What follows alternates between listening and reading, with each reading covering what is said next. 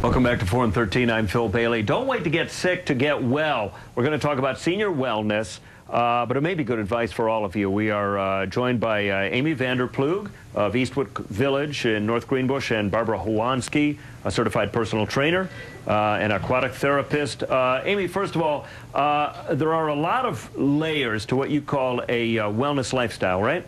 Yes, there are. There are several different dimensions, and I think it's wonderful, actually, that our segment this morning is following the segment that you just talked about with Mr. DeWitt, because you talk about all the different aspects that make a person whole or make a person well. So that might be physical wellness, but what about emotional wellness, intellectual wellness, social wellness? And you know, you were just talking about some of those issues with kids, and now Barbara and I are here to talk about those same issues with seniors. Right, the other end of the of life spectrum. Barbara, if we're talking about physical, aquatics is one of the things you specialize in, right? Yes, I do. Especially beneficial for older people who exercise? Yes, it is. It's very beneficial. It allows the person to get a lot out of their range of motion, their flexibility, which also improves their ambulation and walking, but in the overall picture, their independence in getting around places and doing things on a day-to-day basis. And if you can't do all of the things that might be suggested, just do what you can? You do what you can just to get the body moving, get the arms moving and legs moving. I usually go with a scenario of it's better to walk than it is to just sit in a couch. There are things you can do as you're sitting in a couch, but that's just not going to get you around to the places that you need to, especially like if you want to go to the grocery store, if you want to go to the movies or go out with your friends. Okay, Amy, do you work on all 6 of these when you're talking about the physical, the emotional, the intellectual, the spiritual, the social, the environmental? Well, I think just in dealing with seniors and in my position as a retirement counselor, working with people who are thinking about what's the next step in terms of their living environment. So the people that I talk with are usually have been in their homes for 40 or 50 years. They're starting to have the kinds of issues because of, you know, mobility decreases and things like that. So they're looking at possibly what's the next best thing as far as where we're going to live. So when I'm talking with people, a lot of these layers start to become come to the forefront. So maybe they're having some physical ailments or some limited mobility issues, but there's also the emotional where they're thinking, you know, this is the house where I raised my children, and now if I have to leave this house, I mean, what does that mean? You know, and so there's just like with kids in school dealing with these heavy issues, seniors go through the same thing. Yeah, you've just touched on, you know, at least 2 big issues. Okay, one of them, when they retire and they've been used to meeting deadlines, hitting goals, and suddenly, I mean, it sounds like part of this six-headed wellness issue is just giving them a goal, giving them a reason to get out of bed. After they're used to hitting deadlines and having things required, having this work life, maybe not even a work life, maybe staying at home and raising kids, which is crazier than work life.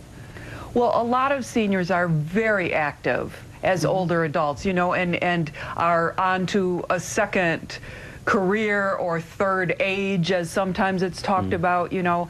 And so it's not just that they are feeling like they don't necessarily have a reason to get out of bed. It's just it's so important that when you're talking with older adults that you understand that it's not so easy to just say, you know, okay, well, just leave that house. I mean, it's way too big. You know, you can't take care of this anymore. So why would you not want to come and live in a smaller environment where a lot of things are taken care of for you? I mean, it really cuts to the heart where people feel like, but if you know, if I no longer have to maintain this home, then you're taking away a big part of me. You know, and so, yes, I mean, it is feelings of, like, what is my worth, what is my purpose, I suppose. So when I talk with older adults and I talk about, you know, the opportunities that they would have if they were living, say, in a retirement community, I talk about the fact that we are very purposeful in the activities, the programs, the events, the things that we plan for our residents. And Barbara is a big part of that because, for instance, at Eastwyck Village, the physical wellness, the exercise is a very important piece for older adults for the reasons that Barb was talking about. So in our relationship, I mean, Barbara is coming to do classes, to offer things that seniors can do, you know, to improve their wellness. From another standpoint, looking at these different dimensions, I mean, we're offering social opportunities for seniors, or ways for them to stay engaged in the community, volunteer type opportunities, or educational classes. Lifelong learning is huge now, you know, with seniors, keeping the mind engaged, the brain engaged. So when you look at those different dimensions of wellness, we try to be very purposeful in offering opportunities in all of those different areas for seniors. And you do work, as you say, you do work for Eastwyck Village, and you know, we should note, and that of course is the other big issue, or big step in life, is if you decide to leave the home behind where you raised your family or where you've lived for sometimes, you know, 60 years, 60, 70 years. Well, and I think that people, you know, when you think about staying independent, I mean, isn't that what everybody wants? Well, I want to be independent as long as I can. A lot of people, I think, feel like, well, as long as I can stay in my house, that means I'm independent. Right. Because this, you know, the house is a castle, this is my domain.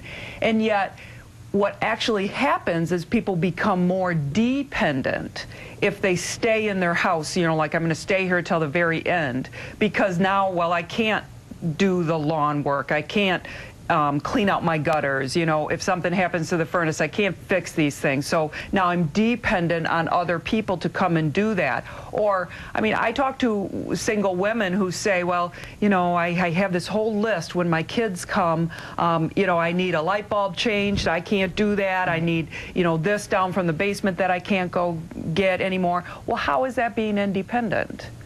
Whereas if they live in a place where some of those things are taken care of for them, now they have time to pursue what? They have time to pursue some of these other activities, exercises. Do you see our seniors today pursuing exercise more than you think, you know, our parents were?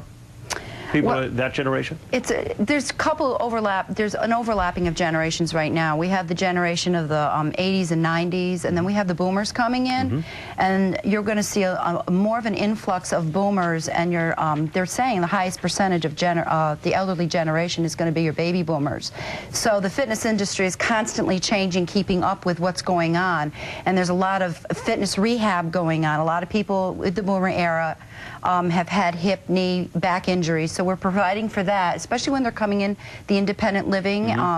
But then we have the 80s and 90s folks who, back then, exercise was just something they didn't do because they did the work. They did their exercises through their jobs, through their work, whether it be staying home. Is it on the rise? Are the boomers, is there something of a fitness boom with the boomers as they age? It is on the rise. It is on the rise, and I apologize, but we got to go. Okay, that's fine. So, Amy VanderPloeg and Barbara Howansky, thank you very much for joining us with Eastwyck Village.